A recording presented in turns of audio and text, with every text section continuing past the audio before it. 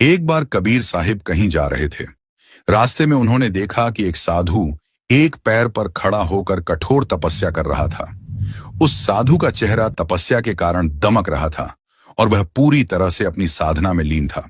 कबीर साहिब ने उनके पास जाकर पूछा, हे साधु, आप यह क्या कर रहे हैं?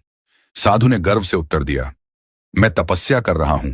कई सालों से एक ही पैर पर खड़ा हूं ताकि ईश्वर को पा सकूं।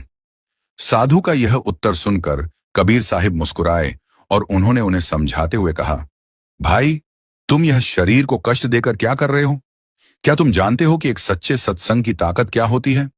फिर उन्होंने अपना प्रसिद्ध दोहा सुनाया, सत्संग की आधी घड्डी तप के वर्ष हजार तो भी बराबर है नहीं।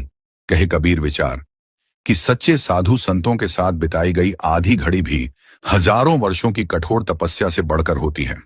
इसका कारण यह है कि तपस्या में केवल शरीर को कष्ट दिया जाता है, जबकि सत्संग में मन शुद्ध होता है, ज्ञान मिलता है और व्यक्ति सीधा परमात्मा से जुड़ता है। यह सुनकर साधु को अपनी गलती का एहसास हुआ। वह समझ गया कि सच्ची भक्ति और ईश्वर को पाने का मार्ग कठोर तपस्या नहीं, बल्कि सही दिशा में किया गया प्रयास और संतों की संगति है। उसने अपना तप छोड़ दिया और कबीर साहिब के साथ सत्संग में शामिल हो गया। इस कहानी का सार यह है कि केवल शरीर को कष्ट देने से ईश्वर नहीं मिलते, बल्कि ज्ञान, प्रेम और सही दिशा में की गई भक्ति से मिलते हैं। और यह सब हमें सच्चे संतों की संगत यानी सत्संग से प्राप्त होता है।